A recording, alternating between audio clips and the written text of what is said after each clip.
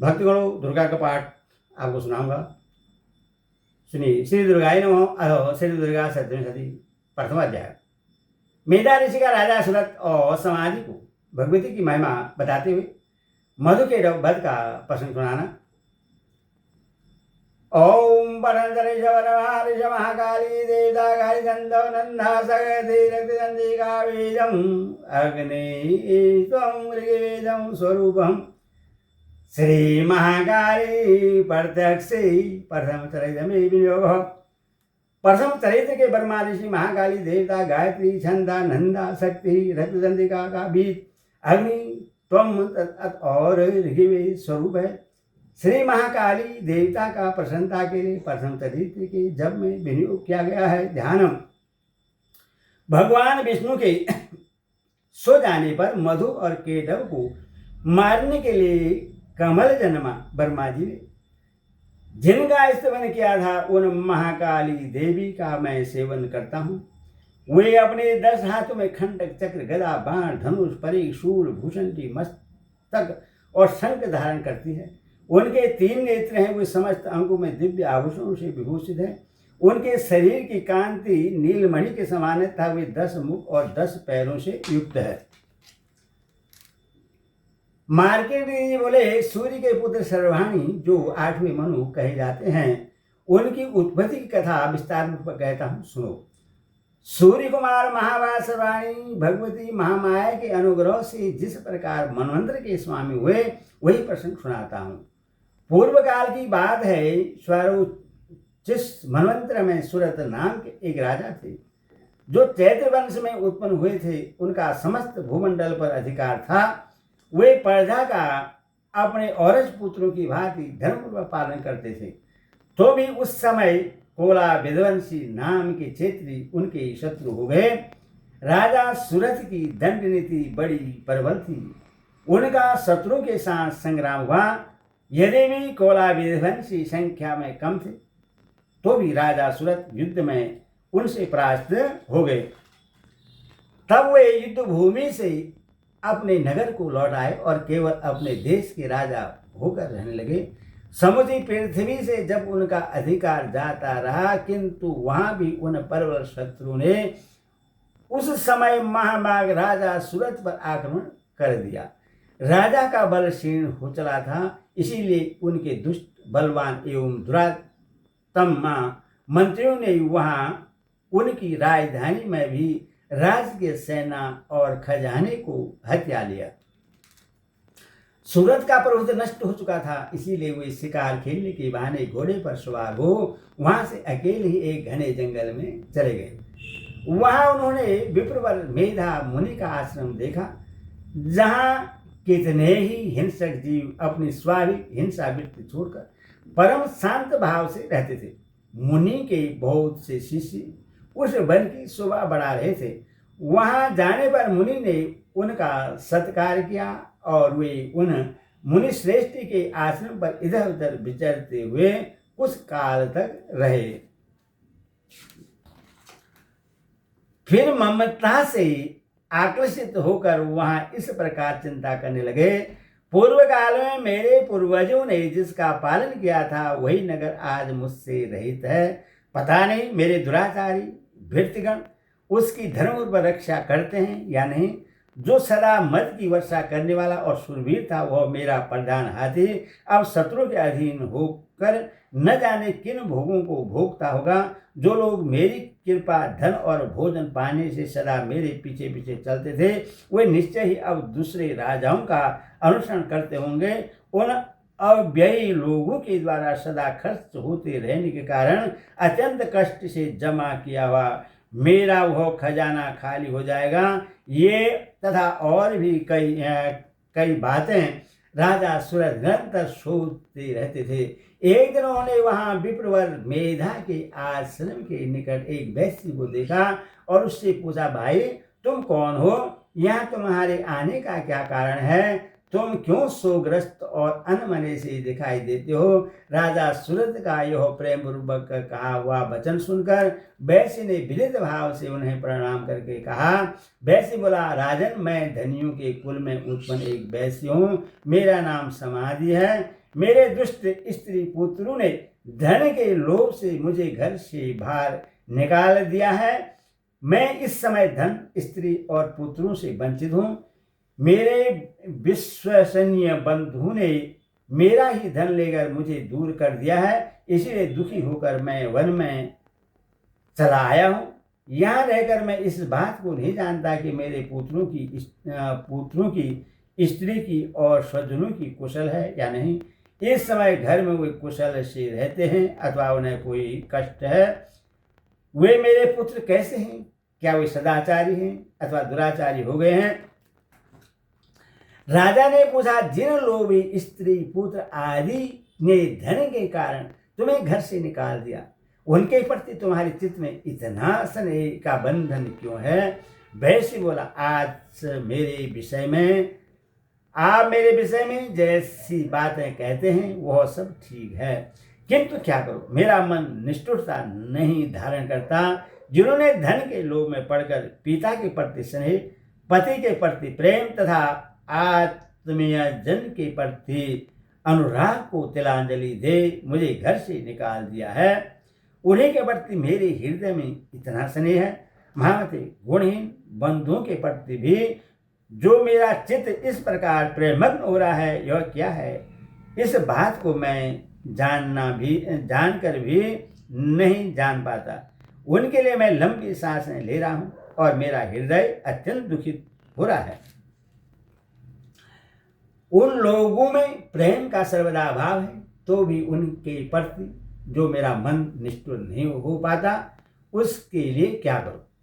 मार्कंडेय जी कहते हैं, ब्राह्मण तदंतर राजाओं में श्रेष्ठ सूरत और वह समाधि नामक वैश्य दोनों के साथ साथ मेधा मुनि की सेवा में उपस्थित हुए और उनके साथ यथा योग्य न्यायानुकूल विनयपूर्ण बर्ताव करके बैठे। तर्वसा वैश्य और राजा ने कुछ वार्तालाप आरंभ किया। राजा ने कहा, भगवान, मैं आपसे एक बात पूछना चाहता हूँ, उससे बताइए। मेरा चित्त अपने अधीन न होने के कारण वह बात मेरे मन को बहुत दुख देती है। जो राज्य मेरे हाथ से चला गया है, उस समय और उसके संपूर्ण अंगों में मेरी ममता बनी हुई है। मुनिश्रेष्ठ, यह जानते हुए भी कि वह अब मेरा नहीं है, अज्ञानी की भांति मुझे उसके लिए दुख होता है। यह क्या है? इधर यह वैश्य भी घर से अपमानित होकर आया है, इसके पुत्र स्त्री भृत्यु ने इससे छोड़ दिया है, सज्जनों ने भी इसका परित्याग कर दिया है, तो भी यह उनके प्रति अत्यंत हार्दिक स्नेह रखता है। इस प्रकार यह तथा मैं दोनों ही बहुत दुखी हैं। जिसमें प्रत्यक्ष दोष देखा गया है, उस विषय के लिए भी हमारे मन में ममता जनित आकर्षण पैदा हो रहा है। महाभाग, हम दोनों समझदार हैं, तो भी हम में जो मोह पैदा हुआ है, यह क्या है? विवेक शून्य पुरुष की भांति मुझ में और इसमें भी यह मूढ़ता प्रत्यक्ष दिखाई देती है। ऋषि बोले, महाभाग, विषय मार्ग का ज्ञान सब जीवों को है। इसी प्रकार विषय भी सबके लिए अलग अलग है। कुछ प्राणी दिन में नहीं देखते और दूसरे रात में ही नहीं देखते, तथा कुछ जीव ऐसे हैं जो दिन और रात्रि में भी बराबर ही देखते हैं। यह ठीक है कि मनुष्य समझदार होते हैं, किंतु केवल वही ऐसे नहीं होते। पशु पक्षी और मृग आदि सभी प्राणी समझदार होते हैं। मनुष्यों की समझ भी वैसी ही होती है जैसे उन मृग और पक्षियों की होती है, तथा जैसी मनुष्यों की होती है वैसे उन मृग पक्षी आदि की होती है, तथा अन्य बातें भी प्रायः दोनों में समान ही हैं। समझ होने पर भी इन पक्षियों को तो देखो, ये स्वयं भूख से पीड़ित होते हुए भी मोहवश बच्चों की चोंच में कितने चाव से अन्न के दाना डाल रहे हैं। नरश्रेष्ठ, क्या तुम नहीं देखते कि ये मनुष्य समझदार होते हुए भी लोभवश अपने किए हुए उपकार का बदला पाने के लिए पुत्रों की अभिलाषा करते हैं? यदि भी उन सब में समझ की कमी नहीं है, तथापि वे संसार की स्थिति, जन्म मरण की परंपरा, बनाए रखने वाले भगवती महामाया के प्रभाव द्वारा ममतामयी भंवर से युक्त मोह के गहरे गर्त में गिराए गए हैं। इसीलिए इस समय आश्चर्य नहीं करना चाहिए। जगदीश्वर भगवान विष्णु की योग निद्रा रूपा जो भगवती महामाया है, उन्हीं से यह जगत मोहित हो रहा है। वे भगवती महामाया देवी ज्ञानियों के भी चित्त को बलपूर्वक खींचकर मोह में डाल देती है।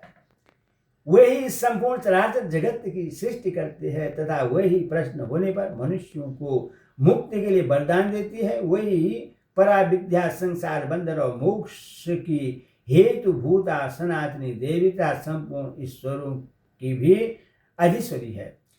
राजा ने पूछा, भगवान जिन्हें आप महामाया कहते हैं वे देवी कौन है? ब्राह्मण, उनका आविर्भाव कैसे हुआ तथा उनके चरित्र कौन कौन हैं?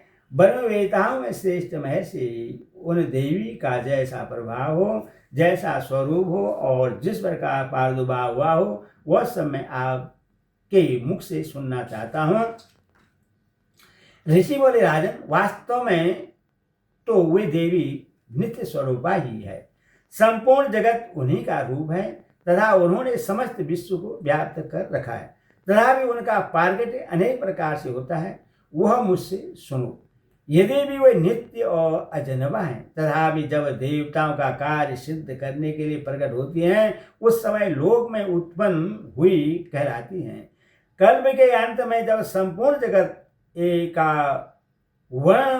एकावर्ण में निमग्न हो रहा था और सबके प्रभु भगवान विष्णु शेष नाग की सैया बिछाकर योग निद्रा का आश्रय ले सो रहे थे, उस समय उनके कानों के मैल से दो भयंकर असुर उत्पन्न हुए जो मधु और केटव के नाम से विख्यात थे।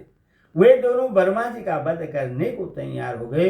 भगवान विष्णु के नाभि कमल में विराजमान प्रजापति ब्रह्मा जी ने जब उन दोनों भयानक असुरों को अपने पास आया और भगवान को सोया हुआ देखा, तब एकाग्रचित्त होकर उन्होंने भगवान विष्णु को जगाने के लिए उनके नेत्रों में निवास करने वाले योग निद्रा का स्तवन आरंभ किया, जो इस विश्व की अधीश्वरी, जगत को धारण करने वाली, संसार का पालन और सहार करने वाली तथा तेज स्वरूप भगवान विष्णु की अनुपम शक्ति है। वही भगवती निद्रा देवी की भगवान ब्रह्मा स्तुति करने लगे। ब्रह्मा जी ने कहा, देवी तुम्ही स्वाहो, तुम्ही स्वदा हो, तुम्ही वस्त्रकारक हो, स्वर भी तुम्हारे ही स्वरूप हैं। तुम्ही जीवनदानी सुधा हो, नित्य अक्षर परवर्ण में अकार उकार मकार ये इन तीन मात्राओं के रूप में तुम्हें स्थित हो तथा इन तीन मात्राओं के अतिरिक्त जो बिंदु रूपा नित्य अर्ध मात्रा है, जिसका विशेष रूप से उच्चारण नहीं किया जा सकता, वह भी तुम्ही हो। देवी तुम्ही संध्या, सावित्री और परम जननी हो। देवी तुम्ही इस विश्व ब्रह्मांड को धारण करती हो। तुमसे ही इस जगत की सृष्टि होती है, तुम्ही से इसका पालन होता है और सदा तुम्ही कल्प के अंत में सबको अपना ग्रास बना लेती हो। जगन्मयी देवी, इस जगत की उत्पत्ति के समय तुम सृष्टि रूपा हो, पालन काल में स्थित रूपा हो तथा कल्पांत के समय सहारूप धारण करने वाली हो। तुम्हें महाविद्या, महामाया, महामेधा, महास्मृति, महामोरूपा, महादेवी और महासुरी हो। तुम्हें तीनों गुणों को उत्पन्न करने वाली सबकी प्रकृति हो। भयंकर कालरात्रि, महारात्रि, मोहरात्रि भी तुम्ही हो। तुम्ही श्री, तुम्ही ईश्वरी, तुम्ही ही और तुम्ही बोध स्वरूपा बुद्धि हो। लज्जा, पुष्टि, तुष्टि, शांति और समा भी तुम्ही हो। तुम खंडक धारणी, शूल धारणी, घोर रूपा तथा गदा, चक्र, शंख और धनुष धारण करने वाली हो। वाण, भूषंती और परिधि ये भी तुम्हारे अस्त्र हैं। तुम सौम्य और शोभितर हो। इतना ही नहीं, जितने भी सौम्य एवं सुंदर पदार्थ हैं, उन सब के अपेक्षा तुम अत्यधिक सुंदरी हो। पर और अपर सबसे परे रहने वाली परमेश्वरी तुम्ही हो। सर्वस्वरूपी देवी, कहीं भी सत असत रूप जो कुछ वस्तुएं हैं और उन सब की जो शक्ति है वह तुम्ही हो। ऐसी अवस्था में तुम्हारी स्तुति क्या हो सकती है? जो इस जगत की सृष्टि, पालन और सहार करते हैं, उन भगवान को भी जब तुमने निद्रा के अधीन कर दिया है, तब तुम्हारी स्तुति करने में यहाँ कौन समर्थ हो सकता है? मुझको, भगवान शंकर को तथा भगवान विष्णु को भी तुमने ही शरीर धारण कराया है, अतः तुम्हारी स्तुति करने की शक्ति किसमें है? देवी, तुम हो, अपने इन उदार प्रभावों से ही प्रसिद्ध हो। ये जो दोनों दुर्धर्ष असुर मधु और केटव हैं, इनको मोह में डाल दो और जगदीश्वर भगवान विष्णु को शीघ्र ही जगा दो। साथ ही इनके भीतर इन दोनों महान असुरों को मार डालने की बुद्धि उत्पन्न कर दो। ऋषि कहते हैं, राजन, जब ब्रह्मा जी ने वहां मधु और केटव को मारने के उद्देश्य भगवान विष्णु को जगाने के लिए तब वो गुण के अधिष्ठात्री देवी योग निद्रा की इस प्रकार स्तुति की, तब वे भगवान के नेत्र, मुख, नासिका, बाहु, हृदय और वह स्थल से निकलकर अव्यक्त जन्मा ब्रह्मा जी की दृष्टि के समक्ष खड़ी हो गई। योग निद्रा से मुक्त होने पर जगत के स्वामी भगवान जनार्दन उस एकावर्ण के जल में शेषनाग की सैया से जाग उठे। फिर उन्हें उन दोनों असुरों को देखा। वे दुरात्मा मधु और केटव अत्यंत बलवान और पराक्रमी थे और क्रोध से लाल आंखें किए ब्रह्मा जी को खा जाने के लिए उद्योग कर रहे थे। तब भगवान श्री हरि ने उठकर उन दोनों के साथ 5000 वर्ष तक केवल भाव युद्ध किया। वे दोनों भी अत्यंत बल के कारण उन्मत्त हो रहे थे। इधर महामाया ने भी उन्हें मोह में डाल रखा था, इसीलिए वे भगवान विष्णु से कहने लगे, हम तुम्हारी वीरता से संतुष्ट हैं, तुम हम लोगों से कोई वर मांगो। श्री भगवान बोले, यदि तुम दोनों मुझ पर प्रश्न हो तो अब मेरे हाथ से मारे जाओ, बस इतना सा ही मैंने वर मांगा है, यहाँ दूसरे किसी वर से क्या लेना है। ऋषि कहते हैं, इस प्रकार धोखे में आ जाने पर जब उन्होंने संपूर्ण जगत में जल ही जल देखा, तब कमलनयन भगवान ने कहा, जहां पृथ्वी जल में डूबी हुई न हो, जहां सूखा स्थान हो, वहीं हमारा वध करो। ऋषि कहते हैं, तब तथास्तु कहकर शंख चक्र गदा धारण करने वाले भगवान ने उन दोनों के मस्तक अपनी जांघ पर रखकर चक्र से काट डाला। इस प्रकार ये देवी महामाया ब्रह्मा जी की स्तुति करने पर स्वयं प्रकट हुई थी। अब पुनः तुमसे उनके प्रादुर्भाव का वर्णन करता हूँ, सुनो। यदि मार्गे पुराणम सर्वाणि मनंत्रम देवी महात्म्यम मधु केटव वधू नाम प्रथम अध्याय। इस प्रकार मार्ग पुराण सर्वाणि मनंत्र की कथा के अंतर्गत देवी महात्म्य में मधु केटव वध नामक पहला अध्याय पूरा हुआ। ओम दुर्गाय नमः।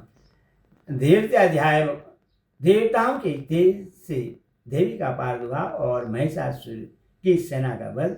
ओम मदितरेश महालक्ष्मी देवता विषेन्द्र चंदौ सांगवरी शक्ति दुर्गा बीजम वायुस्त्वं यजुर्वेदं स्वरूपम श्री महालक्ष्मी प्रति प्रथम। ओम मध्यचरित के विष्णु ऋषि महालक्ष्मी देवता उषेन्द्र छंद सांगवरी शक्ति दुर्गा बीज वायु तत्व और यजुर्वेद स्वरूप हैं। महालक्ष्मी की प्रसन्नता के लिए मध्यम चरित्र के पाठ में इनका विनियोग है। ध्यानम। मैं कमल के आसन पर बैठी हुई प्रश्न मुख वाली महिषासुर मर्दनी भगवती महालक्ष्मी का भजन करता हूँ, जो अपने हाथों में अक्षमाला, फरसा, गदा, बाण, वज्र, पद, धनुष, कुंडिका, दंड, शक्ति, खंडक, ढाल, शंख, घंटा, मधुपात्र, शूल, पास और चक्र धारण करती है। ओम ऋषि भुवाच। ऋषि कहते हैं, पूर्व काल में देवताओं और असुरों में पूरे 100 वर्ष तक घोर संग्राम हुआ था। उसमें असुरों का स्वामी महिषासुर था और देवताओं के नायक इंद्र थे। उस युद्ध में देवताओं की सेना महाबली असुरों से परास्त हो गई। संपूर्ण देवताओं को जीतकर महिषासुर इंद्र बन बैठा। तब पराजित देवता प्रजापति ब्रह्मा जी को आगे करके उस स्थान पर गए जहां भगवान शंकर और विष्णु विराजमान थे। देवताओं ने महिषासुर के पराक्रम तथा अपनी पराजय का यथावत वृत्तांत उन दोनों देवेश्वरों से विस्तार पूर्वक कह सुनाया। वे बोले, भगवान महिषासुर सूर्य, इंद्र, अग्नि, वायु, चंद्रमा, यम, वरुण तथा अन्य देवताओं के भी अधिकार छीनकर स्वयं ही सबका अधिष्ठाता बन बैठा है। उस दुरात्मा महेश ने समस्त देवताओं को स्वर्ग से निकाल दिया है। अब वे मनुष्य की भांति पृथ्वी पर विचरते हैं। दैत्यों की यह सारी करतूत हमने आप लोगों से कह सुनाई। अब हम आपकी शरण में आए हैं, उसके वध का कोई उपाय सोचिए। इस प्रकार देवताओं की वचन सुनकर भगवान विष्णु और शिव ने दैत्यों पर बड़ा क्रोध किया। उनकी भौहें तन गई और मुंह टेढ़ा हो गया। तब अत्यंत क्रोध में भरे हुए चक्रपाणी श्री विष्णु के मुख से एक महान तेज प्रकट हुआ। इसी प्रकार ब्रह्मा, शंकर तथा इंद्र आदि अन्य देवताओं के शरीर से भी बड़ा भारी तेज निकला। वह सब मिलकर एक हो गया। महान तेज का वह पुंज जायमान पर्वत सा जान पड़ा। देवताओं ने देखा, वहां उसकी ज्वालाएं संपूर्ण दिशाओं में व्याप्त हो रही थी। संपूर्ण देवताओं के शरीर से प्रकट हुई उस तेज की कहीं तुलना नहीं थी। एकत्र होने पर वह एक नारी के रूप में परिणित हो गया और अपने प्रकाश से तीनों लोगों में व्याप्त जान पड़ा। भगवान शंकर का जो तेज था, उससे उस देवी का मुख प्रकट हुआ। यमराज के तेज से उसके सिर में बाल निकल आए। श्री विष्णु भगवान के तेज से उसकी भुजाएं उत्पन्न हुई। चंद्रमा के तेज से दोनों स्तनों का और इंद्र के तेज से मध्य भाग कटी प्रदेश का प्रादुर्भाव हुआ। वरुण के तेज से जंगा और पिंडली तथा पृथ्वी के तेज से नितम भाग प्रकट हुआ। ब्रह्मा के तेज से दोनों चरण और सूर्य के तेज से उसकी अंगुलियां हुई। वसु के तेज से हाथों की अंगुलियां और कुबेर के तेज से नासिका प्रकट हुई। उस देवी के दांत प्रजापति के तेज से और तीनों नेत्र अग्नि के तेज से प्रकट हुए थे। उसकी भवें संध्या के और कान वायु के तेज से उत्पन्न हुए थे। इसी प्रकार अन्य देवताओं के तेज से भी उन कल्याणमयी देवी का आविर्भाव हुआ। तदनंतर समस्त देवताओं के तेज पुंज से प्रकट हुई देवी को देखकर महिषासुर के सताए हुए देवता बहुत प्रसन्न हुए। पिनाकधारी भगवान शंकर ने अपने शूल से एक शूल निकालकर उन्हें दिया। फिर भगवान विष्णु ने भी अपने चक्र से चक्र उत्पन्न करके भगवती को अर्पण किया। वरुण ने शंख भेंट किया, अग्नि ने उन्हें शक्ति दी और वायु ने धनुर्धा बाण से भरे हुए 2 तरकश प्रदान किए। सहस्त्र नेत्र वाले देवराज इंद्र ने अपने वज्र से वज्र उत्पन्न करके दिया और ऐरावत हाथी से उतार कर 1 घंटा भी प्रदान किया। यमराज ने कालदंड से दंड, वरुण ने पाद, प्रजापति ने स्फटिका काक्ष की माला तथा ब्रह्मा जी ने कमंडलू भेंट किया। सूर्य ने देवी के समस्त रोम कूपों में अपनी किरणों का तेज भर दिया। काल ने उन्हें चमकती हुई ढाल और तलवार दी। क्षीर समुद्र ने उज्ज्वल हाथ तथा कभी जीर्ण होने वाले 2 दिव्य वस्त्र भेंट किए। साथ ही उन्होंने दिव्य चूड़ामणि, 2 कुंडल, कड़े, उज्ज्वल अर्धचंद्र, सब बाहों के लिए केयूर, दोनों चरणों के लिए निर्मल निपुण, गले की सुंदर हंसली तथा सब अंगुलियों में पहनने के लिए रत्नों की बनी ये अंगूठियां भी दी। विश्वकर्मा ने उन्हें अत्यंत निर्मल फरसा भेंट किया। साथ ही अनेक प्रकार के अस्त्र और अनेक कवच दिए। इनके सिवा मस्तक और वह स्थल पर धारण करने के लिए कई न कुम्हलानी वाले कमलों की मालाएं दी। जलधि ने उन्हें सुंदर कमल के फूल भेंट किए। हिमालय ने सवारी के लिए सिंह तथा भांति भांति रत्न संपन्न किए। धनाध्यक्ष कुबेर ने मधु से भरा पान पात्र दिया और संपूर्ण नागों के राजा शेष ने, जो इस पृथ्वी को धारण करते हैं, उन्हें बहुमूल्य मणियों से विभूषित नागहार भेंट दिया। इसी प्रकार अन्य देवताओं ने भी आभूषण, अस्त्र शस्त्र देकर देवी का सम्मान किया।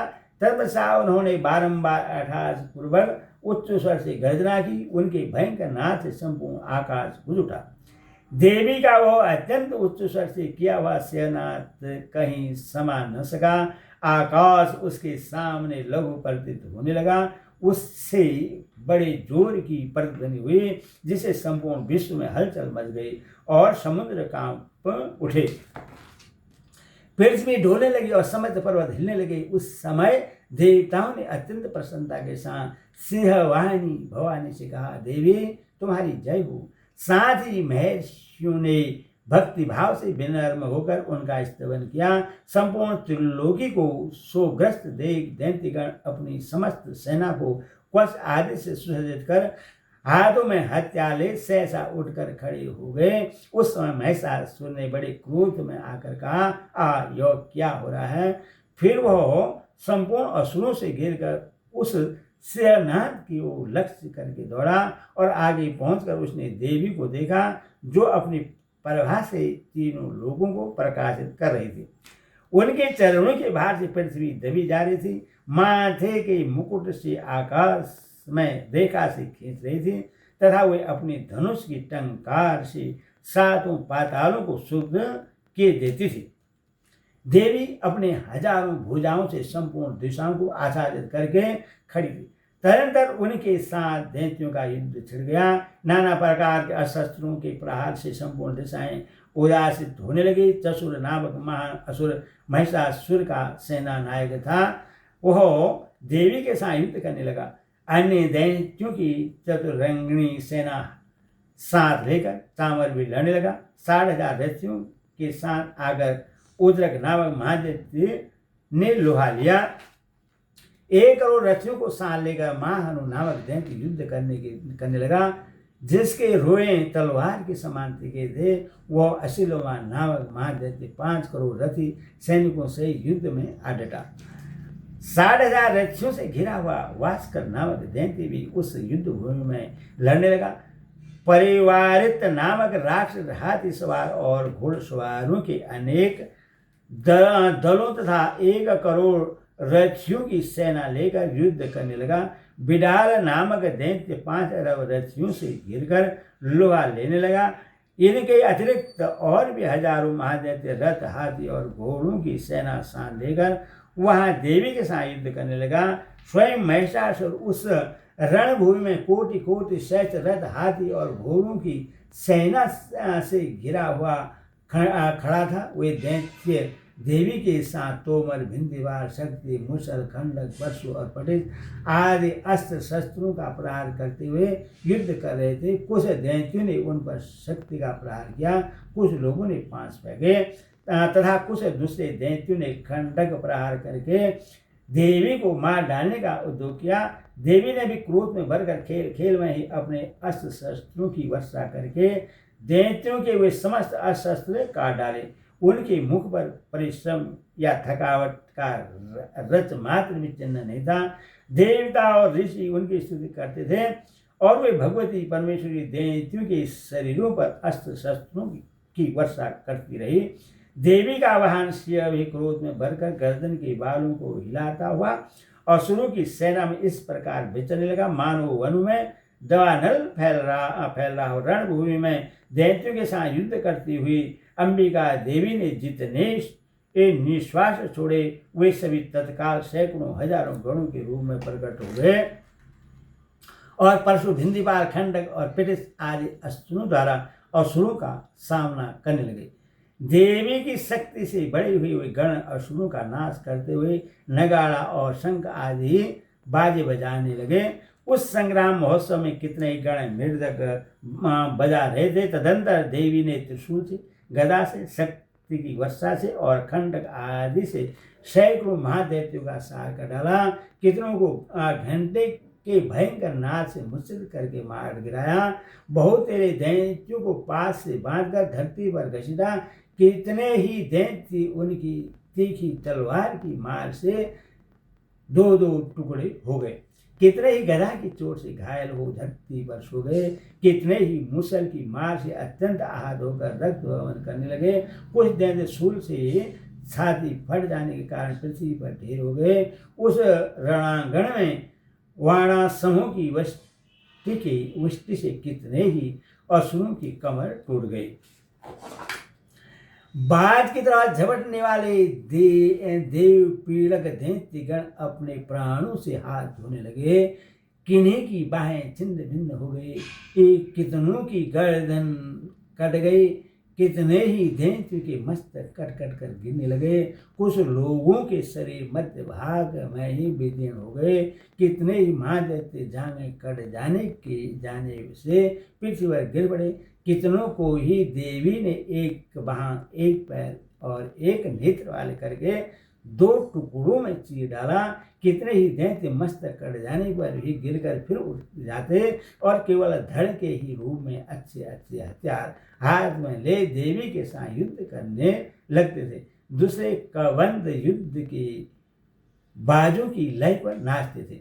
कितने ही बिना सिर के धड़ हाथों में खंडक शक्ति और रिष्टि लिए दौड़ते थे तथा दूसरे महादेव ठहरो ठहरो यह कहते हुए देवी को युद्ध के लिए ललकारते थे। जहाँ वह घोर संग्राम हुआ था वहाँ की धरती देवी के गिराए हुए रथ हाथी घोड़े और असुरों की लाशों से ऐसी पड़ गई थी कि वहाँ चलना फिरना असंभव हो गया था। दैत्यों की सेना में हाथी घोड़े असुरों के शरीरों से जितनी अधिक मात्रा में रक्तपात हुआ था कि थोड़ी ही देर में वहाँ खून की बड़ी बड़ी नदियाँ बहने लगी। जगदम्बा ने असुरों की विशाल सेना को क्षण भर में नष्ट कर दिया। ठीक उसी तरह जैसे तृण और काठ के भारी ढेर को आग कुछ ही क्षणों में भस्म कर देती है और वह भी गर्दन के बालों को हिला हिलाकर जोर जोर से गर्जना करता हुआ दैत्य के शरीरों से मानो उनके प्राण चुने लेता था। वहां देवी के गौड़ों ने भी उन महादैत्यों के साथ ऐसा युद्ध किया जिससे आकाश में खड़े हुए देवतागण उन पर बहुत संतुष्ट हुए और फूल बरसाने लगे। इस प्रकार मायावी पुराण सर्वाणी मनंत्र की कथा के अंतर्गत देवी महात्म्य महिषासुर की सेनागत नामक दूसरा अध्याय पूरा हुआ। तृतीय अध्याय तीसरा अध्याय सेनापतियों सहित महिषासुर का वध ध्यानम। जगदम्बा के श्री अंगों की कांति उदय काल के श्रेष्ठ सूर्य के समान है। वे लाल रंग की रेशमी साड़ी पहने हुए हैं। उनके गले में मुंडमाला शोभा पा रही है। दोनों स्तनों में रक्त चंदन का लेप लगा है। वे अपने कर कमलों में जब मालिका विद्या और अभय तथा बर नामक मुद्रा धारण किए हुए हैं। तीन नेत्रों से शोभित मुखारविंद की बड़ी शोभा हो रही है। उनके मस्तक पर चंद्रमा के साथ ही रत्नमय मुकुट बधा है तथा वे कमल के आसन पर विराजमान है। ऐसी देवी को मैं भक्तिपूर्वक प्रणाम करता हूँ। ओम ऋषिवाद ऋषि कहते हैं दैत्य की सेना को इस प्रकार तहस नहस होते देख महादैत्य सेनापति जिसुर क्रोध में भरकर अंबिका देवी से युद्ध करने के लिए आगे बढ़ा। वह रणभूमि में देवी के ऊपर इस प्रकार बाणों की वर्षा करने लगा जैसे बादल मेरुगिरी के शिखर पर पानी की धारा बरसा रहा हो। तब देवी ने अपने बाणों से उसके बाण समूह को अनायास ही काटकर उसके घोड़े और सारथी को भी मार डाला। साथ ही उसके धनुष तथा अत्यंत ऊंची ध्वजा को भी तत्काल काट गिराया। धनुष कट जाने पर उसके अंगों को अपने बाणों से बीत डाला। धनुष रथ घोड़े और सारथी के नष्ट हो जाने पर वह असुर ढाल और तलवार लेकर देवी की ओर दौड़ा। उसने तीखी धार वाली तलवार से सिंह के मस्तक पर चोट करके देवी की भी बाएं भुजा में बड़े वेग से प्रहार किया। राजन देवी की बाह पर पहुंचते ही वह तलवार टूट गई। फिर तो क्रोध से लाल आंखें करके उस राक्षस ने शूल हाथ में लिया और उससे उस महादैत्य ने भगवती भद्रकाली के ऊपर चढ़ाया। वह सूर आकाश से गिरते हुए सूर्यमंडल की भांति अपने तेज से प्रज्वलित हो उठा। उस सूल को अपनी ओर आते देख देवी ने भी सूल का प्रहार किया। उससे राक्षस के शूल के सैकड़ों टुकड़े हो गए।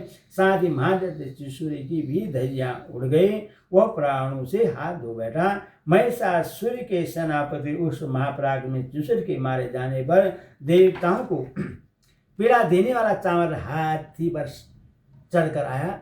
उसने भी देवी के ऊपर शक्ति का प्रहार किया, किंतु जगदम्बा ने उससे अपने हुंकार से ही आहत एवं निष्प्रभ करके तत्काल पृथ्वी पर गिरा दिया। शक्ति टूटकर गिरी हुई देवी चांवर को बड़ा क्रोध हुआ। अब उसने शूल चलाया, किंतु देवी ने उससे भी अपने बाणों के द्वारा काट डाला। इतने में ही देवी का सिर उछलकर हाथी के मस्तक पर चढ़ बैठा और उस दैत्य के साथ खूब जोर लगाकर महायुद्ध करने लगा। वे दोनों लड़ते लड़ते हाथी से पृथ्वी पर आ गए और अत्यंत क्रोध में भरकर एक दूसरे बड़े भयंकर प्रहार करते हुए लड़ने लगे।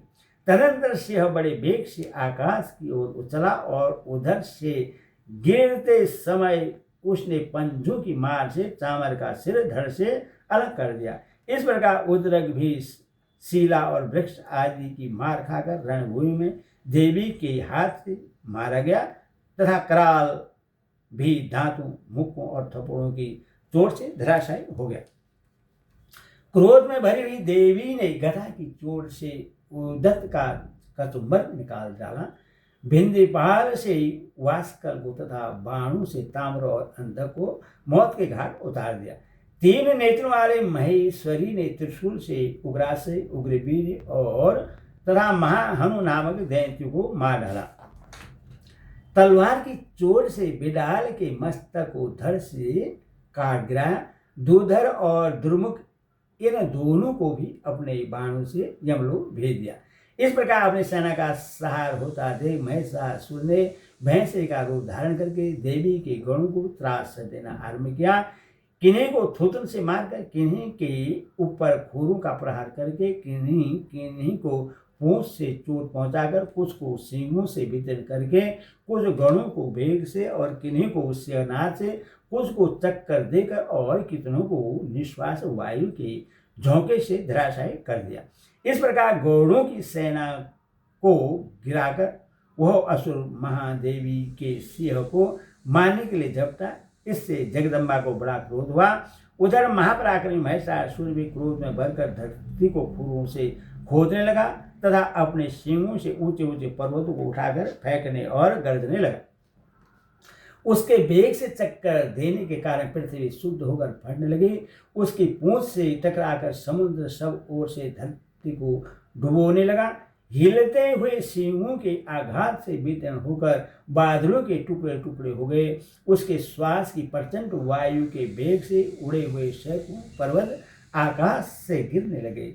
इस प्रकार क्रोध में भरे हुए उस महादैत्य को अपनी ओर आते देख चंडिका ने उसका वध करने के लिए महान क्रोध किया। उन्होंने पास फेंककर उस महान असुर को बांध लिया। उस महासंग्राम में बध जाने पर उसने भैंसे का रूप त्याग दिया और तत्काल सिंह के रूप में वह प्रकट हो गया। उस अवस्था में जगदम्बा जो ही उसका मस्तक काटने के लिए उधर हुए तो ही वह खंडगधारी पुरुष के रूप में दिखाई देने लगा। तब देवी ने तुरंत ही बाणों की वर्षा करके ढाल और तलवार के साथ उस पुरुष को भी बीत डाला। इतने में वह महान गजराज के रूप में परिणित हो गया तथा अपनी सूंड से देवी के विशाल शिव को खींचने और गरजने लगा। खींचते समय देवी ने तलवार से उसकी सूंड काट डाली। तब उस महादैत्य ने पुनः भैंसे का शरीर धारण कर लिया और पहले की ही भांति चराचर प्राणियों से तीनों लोगों को व्याकुल करने लगा। तब क्रोध में भरी हुई जगत माता चंडिका का बारंबार उत्तम मधु का पान करने और लाल आंखें करके हंसने लगी। उधर वह बल और पराक्रम के मद से उन्मत्त हुआ राक्षस गर्जने लगा और अपने सींगों से चंडी के ऊपर पर्वतों को फेंकने लगा। उस समय देवी अपने बाणों के समूह से उसके फेंके हुए पर्वतों को चूर्ण करती हुई बोली। बोलते समय उनका मुख मधु के मद से लाल हो रहा था और बाणी लड़खड़ा रही थी। देवी ने कहा, ओ मूठ, मैं जब तक मधु पीती हूँ तब तक तू क्षण भर के लिए खूब गरज ले। मेरे हाथ से यही तेरी मृत्यु हो जाने पर अब शीघ्र ही देवता भी गर्जना करेंगे। ऋषि ने कहा। यो कहकर देवी उछली और उस महादैत्य के ऊपर चढ़ गई। फिर अपने पैर से उसे दबाकर उन्होंने शूल से उसका कंठ में आघात किया। उनके पैर से दबा होने पर भी महिषासुर अपने मुख से दूसरे रूप में बाहर होने लगा। तभी आधे शरीर से वह बाहर निकलने पाया था कि देवी ने अपने प्रभाव से उसे रोक दिया। आधा निकला होने पर भी वह महादैत्य देवी से युद्ध करने लगा। तब देवी ने बहुत बड़ी तलवार से उसका मस्तक काट गिराया। फिर तो हाहाकार करती हुई दैत्य की सारी सेना भाग गई तथा संपूर्ण देवता अत्यंत प्रसन्न हो गए। देवताओं ने दिव्य महेशों की शान दुर्गा देवी का स्तन किया। गर्दभराज गाने लगे तथा अप्सराएं नृत्य करने लगे। इस प्रकार हमारी पुराण मंत्र की कथा के अंतर्गत महादेवी महात्म्य महिषासुर वध नामक 3रा अध्याय पूरा हुआ। ओम दुर्गे माता की जय। चतुराध्याय इंद्राणी। देवताओं के द्वारा देवी की स्तुति। सिद्धि की इच्छा रखने वाले पुरुष जिनकी सेवा करते हैं तथा देवता जिन्हें सब ओर से घेरे रहते हैं, उन जया नाम वाली दुर्गा देवी का ध्यान करें। उनके श्री अंगों का आभा काले मेघ के समान श्याम है। वे अपने कटासों से शत्रु समूह को भय प्रदान करती है। उनके मस्तक पर आवृत चंद्रमा की रेखा शोभा पाती है। वे अपने हाथों में शंख चक्र कृपाण और त्रिशूल धारण करती हैं। उनके 3 नेत्र हैं। वे सिंह के कंधे पर चढ़ी हुई है और अपने तेज से तीनों लोगों को परिपूर्ण कर रही है। ओम ऋषिवाच। ऋषि कहते हैं, अत्यंत पराक्रमी दुरात्मा महिषासुर तथा उसकी दैत्य सेना के देवी के हाथ से मारे जाने पर इंद्र आदि देवता प्रणाम के लिए गर्दन तथा कंधे झुकाकर उन भगवती दुर्गा का उत्तम वचनों द्वारा स्तवन करने लगे। उस समय उनके सुंदर अंगों में अत्यंत हर्ष के कारण रोमांच हो आया था। देवता वाले संपूर्ण देवताओं की शक्ति का समुदाय ही जिनका स्वरूप है तथा जिन देवी ने अपनी शक्ति से संपूर्ण जगत को व्याप्त कर रखा है, समस्त देवताओं और महर्षियों की पूजनिया उन जगदम्बा को हम भक्तिपूर्वक नमस्कार करते हैं। वे हम लोगों का कल्याण करें। जिनके अनुपम प्रभाव और बल का वर्णन करने में भगवान शेषनाग, ब्रह्मा जी तथा महादेव जी भी समर्थ नहीं हैं। वे भगवती चंडिका संपूर्ण जगत का पालन एवं अशुभ भय का नाश करने का विचार करें। जो पुण्यात्माओं के घरों में स्वयं ही लक्ष्मी रूप से, पापियों के यहाँ दरिद्रता रूप से, शुद्ध अंतकरण वाले पुरुषों के हृदय में बुद्धि रूप से, सरल पुरुषों में श्रद्धा रूप से तथा कुलीन मनुष्यों में लज्जा रूप से निवास करती है, और आप भगवती दुर्गा को हम नमस्कार करते हैं। देवी, आप संपूर्ण विश्व का पालन कीजिए। देवी, आपके इस अचिंत्य रूप का, असुरों का नाश करने वाली भारी पराक्रम का तथा समस्त देवताओं और दैत्यों के समस्त युद्ध में प्रकट किए हुए आपके अद्भुत चरित्रों का हम किस प्रकार वर्णन करें। आप संपूर्ण जगत की उत्पत्ति में कारण हैं। आप में सत्वगुण, रजोगुण और तमोगुण ये तीनों गुण मौजूद हैं, तो भी दोषों के साथ आपका संसर्ग नहीं जान पड़ता। भगवान विष्णु और महादेव जी आदि देवता भी आपका पार नहीं पाते। आप ही सबका आश्रय हैं। यह समस्त जगत आपका अंशभूत है, क्योंकि आप सबकी आदिभूत अव्याकृता पराप्रकृति हैं। देवी, संपूर्ण यज्ञों में जिसके उच्चारण से सब देवता तीव्र लाभ करते हैं, वह स्व आप ही हैं। इसके अतिरिक्त आप पितरों की भी त्रिवृत्ति का कारण हैं, अतएव सब लोग आपको स्वधावी कहते हैं। देवी, जो मोक्ष की प्राप्ति का साधन है, अचिंत्य महावर्त स्वरूपा है, समस्त दोषों से रहित है, जितेंद्रिय तत्व को ही सार वस्तु मानने वाले तथा मोक्ष की अभिलाषा रखने वाले मुनिजन जिसका अभ्यास करते हैं, वह भगवती पराविद्या आप ही हैं। आप सर्व स्वरूपा हैं। अत्यंत निर्बल ऋग्वेद, अजुर्वेद तथा उद्गीत के मनोहर पदों के पार से युक्त श्यामवेद का भी आधार आप ही हैं। आप देवी त्रिय तीनों वेद और भगवती 6 ऐश्वर्यों से युक्त हैं। इस विश्व की उत्पत्ति एवं पालन के लिए आप ही वार्ता, खेती एवं आजीविका के रूप में प्रकट हुई हैं। आप संपूर्ण जगत की घोर पीड़ा का नाश करने वाली है। देवी, जिससे समस्त शास्त्रों के सार का ज्ञान होता है, वह मेधा शक्ति आप ही हैं। दुर्गम भवसागर से पार उतारने वाली नौकारूढ़ दुर्गा देवी भी आप ही हैं। आपकी कहीं भी आसक्ति नहीं है। केटम के शत्रु भगवान विष्णु के वज स्थल में एकमात्र निवास करने वाली भगवती लक्ष्मी तथा भगवान चंद्रशेखर द्वारा सम्मानित गौरी देवी भी आप ही हैं। आपका मुख मंद मुस्कान से शोभित निर्मल पूर्ण चंद्रमा की बिंब का अनुकरण करने वाला तथा उत्तम सुवर्ण की मनोहर कांति से कमलनीय है। तो भी उसे देखकर महिषासुर क्रोध हुआ और सहसा उसने उस पर प्रहार कर दिया। यह बड़े आश्चर्य की बात है। देवी, वही मुख जब क्रोध से युक्त होने पर उदय काल के चंद्रमा की भांति लाल और तनी हुई भौं के कारण विकराल उठा, तब उससे देखकर जो महिषासुर के प्राण तुरंत नहीं निकल गए, यह उससे भी बढ़कर आश्चर्य की बात है, क्योंकि क्रोध में भरे हुए यमराज को देखकर भला कौन जीवित रह सकता है। देवी आप प्रश्न हो परमात्मा स्वरूपा, आपके प्रश्न होने पर जगत का अभ्युदय होता है और क्रोध में भर जाने पर आप तत्काल ही कितने कुलों का नाश कर डालते हैं।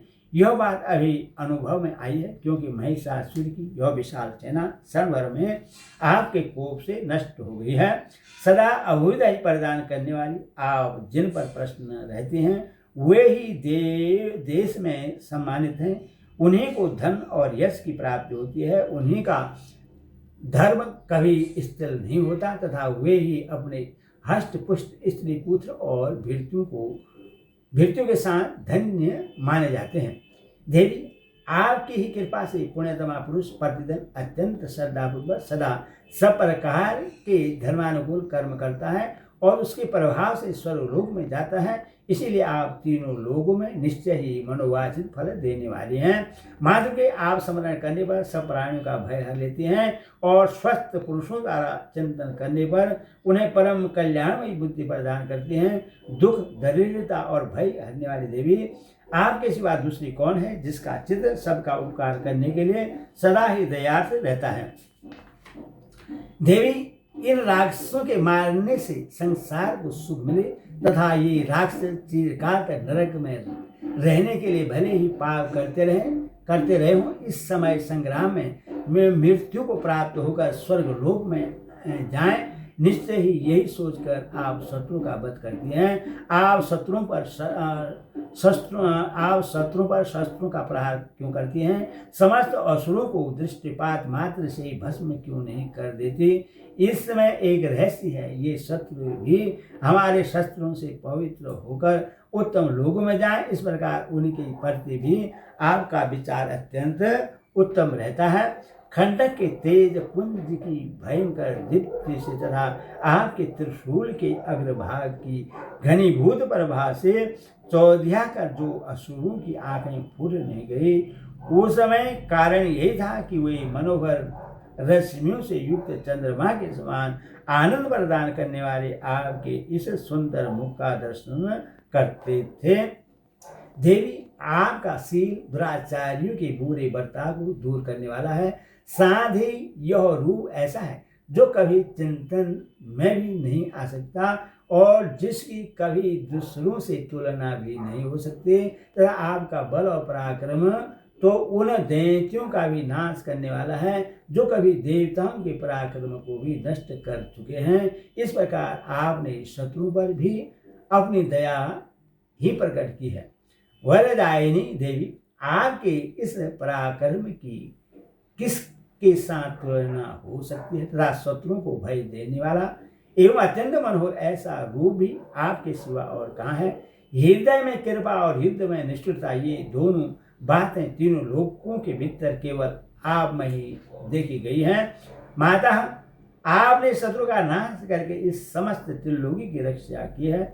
उन शत्रुओं को भी युद्ध भूमि में मारकर स्वर्गलोक में पहुंचाया है तथा उन्मत्त दैत्यों से प्राप्त होने वाले हम लोगों के भय को भी दूर कर दिया है।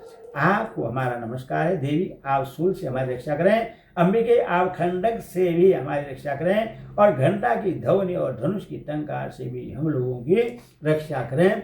चंडिका पूर्व पश्चिम दक्षिण दिशा में आप हमारी रक्षा करें तथा ईश्वरी आप त्रिशूल को घुमाकर आप उत्तर दिशा में भी हमारी रक्षा करें। तीनों लोगों में आपके जो परम सुंदर एवं अत्यंत भयंकर रूप विचरते रहते हैं उनके द्वारा भी आप हमारे तथा इस भूतल की रक्षा करें। अंबिके आपके कर पल्लू में शोभा पाने वाले खंडक शूल और गदा आदि जो अस्त्र हो उन सब के द्वारा आप सब ओर से हम लोगों की रक्षा करें। ऋषि कहते हैं इस प्रकार जब देवताओं ने जगत माता दुर्गा की स्तुति की और नंदन वन के दिव्य पुष्पों एवं गंध चंदन आदि के द्वारा उनका पूजन किया, फिर सब ने मिलकर जब भक्तिपूर्वक दिव्य धूपों की सुगंध निवेदन की, तब देवी ने प्रसन्न वदन होकर प्रणाम करते हुए सब देवताओं से कहा। देवी बोली, देवताओं तुम सब लोग मुझसे जिस वस्तु की अभिलाषा रखते हो उससे मांगो। देवता बोले भगवती ने हमारी सब इच्छा पूर्ण कर दी, अब कुछ भी बाकी नहीं है, क्योंकि हमारा यह शत्रु महिषासुर मारा गया। महेश्वर, इतने पर भी यदि आप हमें और वर देना चाहती हैं तो हम जब जब आपका स्मरण करें तब तक आप दर्शन देकर हम लोगों के महान संकट दूर कर दिया करें, तथा प्रश्न मुखी अम्बे के जो मनुष्य इन स्रोतों द्वारा आपकी स्तुति करे उसे विद स्मृति और वैभव देने के साथ ही उसकी धन और स्त्री आदि संपत्ति को भी बढ़ाने के लिए आप सदा हम पर प्रसन्न हैं। ऋषि कहते हैं, राजन, देवताओं ने जब अपने तथा जगत के कल्याण के लिए भद्रकाली देवी को इस प्रकार प्रश्न किया तब वे तथास्तु कहकर वहीं अंतर्ध्यान हो गए। भोपाल, इस प्रकार पूर्व काल में तीनों लोगों का हित चाहने वाली देवी जिस प्रकार देवताओं के शरीर से प्रकट हुई थी वह सब कथा मैंने कह सुनाई। अब पुनः देवताओं का उपकार करने वाली वे देवी दुष्ट दैत्यों तथा शुभ निशुभ का वध करने एवं सब लोगों की रक्षा करने के लिए गौरी देवी के शरीर से जिस प्रकार प्रकट हुई थी वह सब प्रसंग मेरे मुँह से सुनो, मैं उसका तुमसे यथावत वर्णन करता हूँ।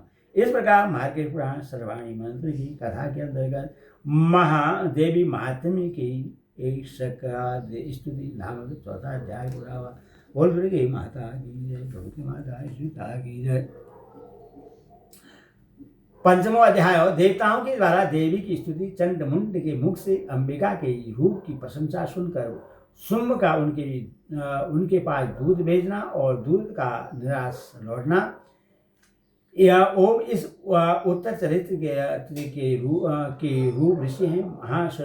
महासरस्वती देवता है, अनुसंध चंद है, भीमा शक्ति है, भरवारी बीज है, सूर्य तत्व है, श्याम वेद स्वरूप है। महासरस्वती की प्रसन्नता के लिए उत्तर चरित्र के पाठ में इसका विनियोग किया गया है। ध्यान, जो अपने कर कमलों में घंटा, शूल, हल, शंख, मूषल, चक्र, धनुष और बाण धारण करती है। शरद ऋतु के शोभा संपन्न चंद्रमा के समान जिनकी मनोहर कांति है, जो तीनों लोगों के आधारभूत और शुंभ और दैत्यों का नाश करने वाले है, उन गौरी के शरीर से जिनका पार्कित हुआ है, उन महासरस्वती देवी का मैं निरंतर भजन करता हूँ। ऋषि कहते हैं, पूर्व काल में शुंभ और निशुंभ नामक असुरों ने अपने बल के घमंड में आकर शशिपति इंद्र के हाथ से तीनों लोगों का राज्य और यज्ञ भाग छीन लिए। वे ही दोनों सूर्य, चंद्रमा, कुबेर, यम और वरुण के अधिकार का भी उपयोग करने लगे। वायु और अग्नि का कार्य भी वे ही करने लगे। उन दोनों ने सब देवताओं को अपमानित, राजभ्रष्ट, पराजित तथा अधिकारहीन करके स्वर्ग से निकाल दिया। उन दोनों महान असुरों से तिरस्कृत देवताओं ने अपराजिता देवी का स्मरण किया और सोचा, जगदम्बा ने हम लोगों को वर दिया था कि आपत्ति काल में स्मरण करने पर मैं तुम्हारी सब आपत्तियों को तत्काल नाश कर दूंगी।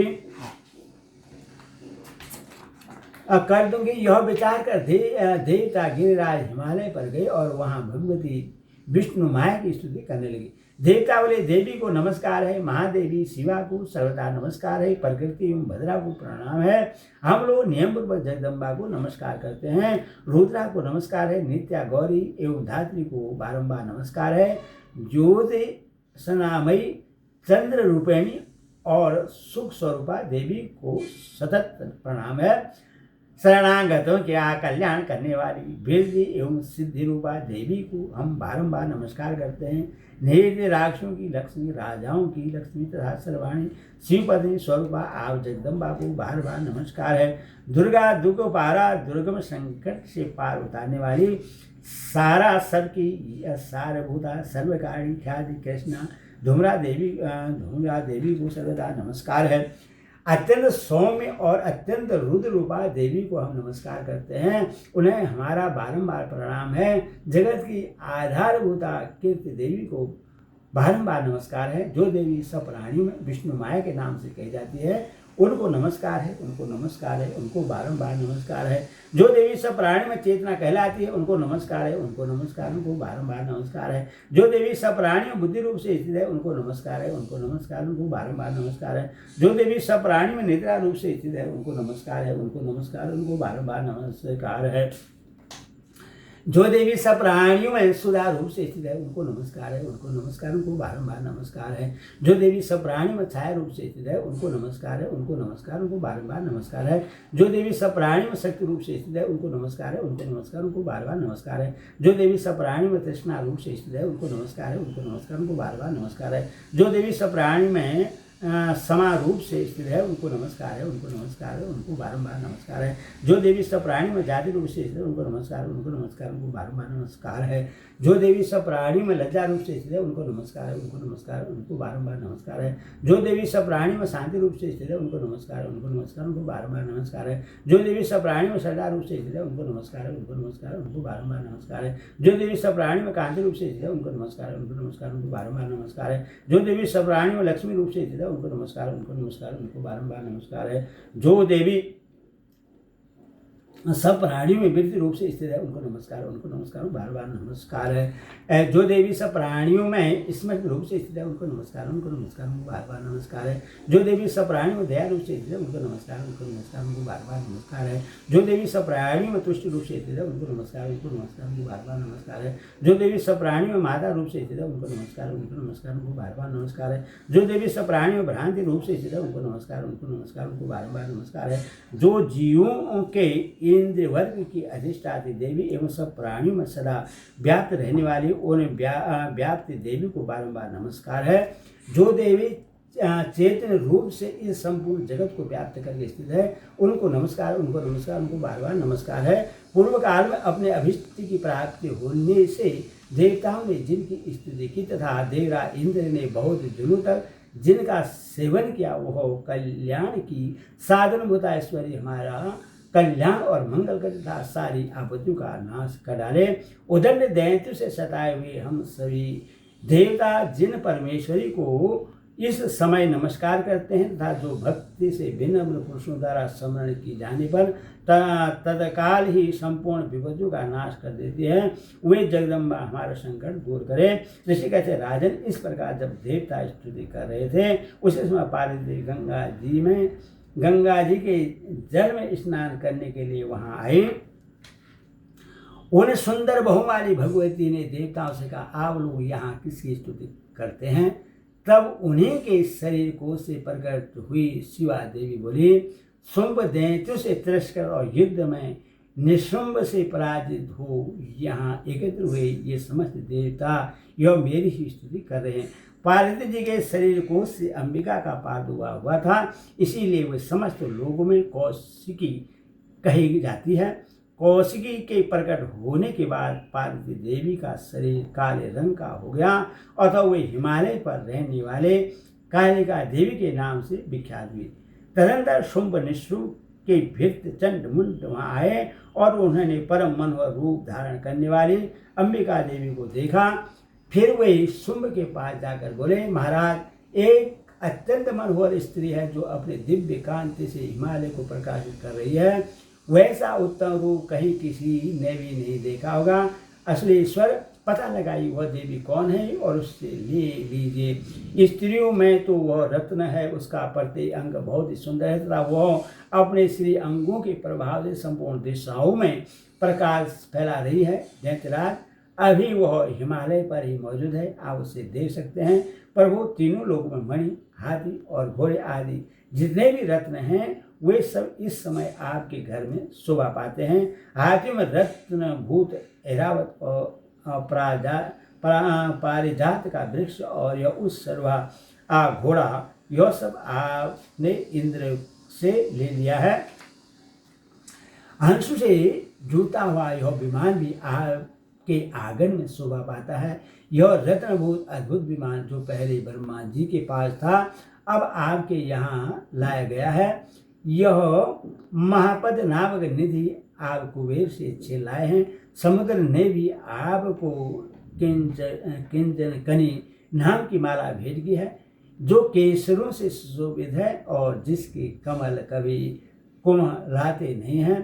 सुवर्ण की वर्षा करने वाला वर्ण का छत्र भी आपके घर में शोभा पाता है। तथा श्रेष्ठ रथ जो पहले प्रजापति के अधिकार में था अब आपके पास मौजूद है। जैसे मृत्यु की क्रांतिदा नाम वाली शक्ति भी आपने छीन लिया है, तथा वर्ण का पास और समुद्र में होने वाले सब प्रकार के रत्न आपके भाई निःशुल्क के अधिकार में है। अग्नि ने भी स्वस्थ और शुद्ध किए हुए 2 वस्त्र आपकी सेवा में अर्पित किए हैं। दैत्यराज, इस प्रकार सभी रत्न आपने एकत्र कर लिए हैं।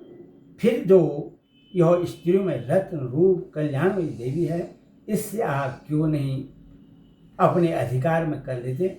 ऋषि कहते हैं, चंड मुंड का यह वचन सुनकर शुंभ ने महादैत्य सुग्रीव को दूत बनाकर देवी के पास भेजा और कहा, तुम मेरी आज्ञा से उसके सामने ये बातें कहना और ऐसा उपाय करना जिससे प्रश्न होकर वह शीघ्र ही यहाँ आ जाए। वह दूत पर्वत के अत्यंत रमणीय प्रदेश में जहाँ देवी मौजूद थी गया और मधुर वाणी में कोमल वचन बोला। दूत बोला, देवी, दैत्यराज शुंभ इस समय तीनों लोगों के परमेश्वर हैं। मैं उन्हीं का भेजा हुआ दूत हूँ और यहाँ तुम्हारे ही पास आया हूँ। उनकी आज्ञा सदा सब देवता एक स्वर से मानते हैं, कोई उसका उल्लंघन नहीं कर सकता। वे संपूर्ण देवताओं को परास्त कर चुके हैं। उन्होंने तुम्हारे लिए जो संदेश दिया है उसे सुनो। संपूर्ण त्रिलोकी मेरे अधिकार में, देवता भी मेरी आज्ञा के अधीन चलते हैं। संपूर्ण यज्ञों के भागों को मैं ही प्रत्यक्ष भोगता हूँ। तीनों लोकों में जितने शेष रत्न हैं वे सब मेरे अधिकार में हैं। देवराज इंद्र का वह इरावत जो हाथियों में रत्न के समान है, मैंने छीन लिया है। क्षीर सागर का मंथन करने से जो असुरत्न उस सर्वा प्रकट हुआ था, उससे देवताओं ने मेरे पैरों पर पड़कर समृद्ध किया है। सुंदरी, उनके सिवा और भी जितने रत्नभूत पदार्थ देवताओं, गंधर्वों और नागों के पास थे, वे सब मेरे ही पास आ गए हैं।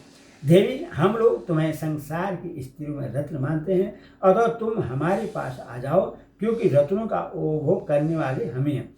चंचल कटाक्षों वाली सुंदरी, तुम मेरी या मेरे भाई पराक्रमी नृसिंह की सेवा में आ जाओ, क्योंकि तुम रत्न स्वरूपा हो। मेरा वर्ण करने से तुम्हें तुलना रहित महान ऐश्वर्य की प्राप्ति होगी।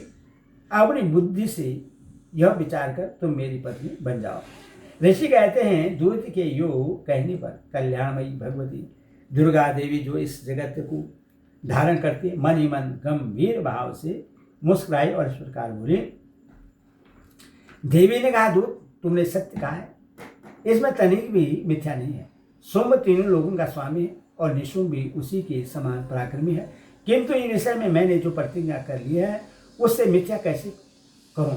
मैंने अपनी अल्पबुद्धि के कारण पहले से जो प्रतिज्ञा कर रखी है उससे सुनो। जो मुझे संग्राम में जीत लेगा, जो मेरे अभिमान को चूर्ण कर देगा तथा संसार में जो मेरे समान बलवान होगा वही मेरा स्वामी होगा। इसलिए शुंभ अथवा महादैत्य निशुंभ स्वयं ही यहाँ पधारें और मुझे जीतकर शीघ्र ही मेरा पाणी ग्रहण कर लें। इसमें विलंब की क्या आवश्यकता है? दूत बोला, देवी, तुम घमंड में भरी हुई हो, मेरे सामने ऐसी बातें न करो। तीनों लोगों में कौन ऐसा पुरुष है जो शुंभ निशुंभ के सामने खड़ा हो सके? देवी, अन्य दैत्यों के सामने भी सारे देवता युद्ध में नहीं ठहर सकते, फिर तुम अकेली स्त्री होकर कैसे ठहर सकती हो? जिन शुंभ आदि दैत्यों के सामने इंद्र आदि सब देवता भी युद्ध में खड़े नहीं हुए हैं, उनके सामने तुम स्त्री होकर कैसे जाओगे? इसीलिए तुम मेरे ही कहने से शुंभ निशुंभ के पास चले चलो। ऐसा करने से तुम्हारे गौरव की रक्षा होगी, अन्यथा जब वे केश पकड़कर घसीटेंगे तब तुम्हें अपनी प्रतिष्ठा खोकर जाना पड़ेगा। देवी ने कहा, तुम्हारा कहना ठीक है, शुंभ बलवान है और निशुंभ भी बड़ी पराक्रमी है, किंतु क्या करूं? मैंने पहले बिना सोचे समझे प्रतिज्ञा कर ली है, अतः अब तुम जाओ और मैंने तुमसे जो कहा है वह सब दैत्यराज से आदरपूर्वक कहना, फिर वे जो उचित जान पड़े करें। ओम दुर्गे माता की जय।